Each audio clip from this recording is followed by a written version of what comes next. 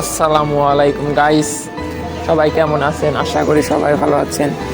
আমিও ভালো আছি। গিয়েছিলাম পাবনা মানসিক হাসপাতাল মেন্টালে গিয়ে অনেকক্ষণ ঘোরাঘুরি করলাম। মেন্টালে গিয়ে তার মেন্টালের ছাদের পর উঠে আপনাদের সুন্দর এই ভিউটা দেখানোর জন্য চেষ্টা করতেছি গাইস। সুন্দর একটা পরিবেশ, সুন্দর পরিবেশে গিয়ে কয়েকজন বন্ধু মিলে আড্ডা দিলাম, অনেক মজা করলাম। এই দেখেন আমি আছি আপনাদের সাথে। নীলচে দেখো নীলচে, তুলো তুলো মেঘগুলো সব এক হয়ে যে মিলছে।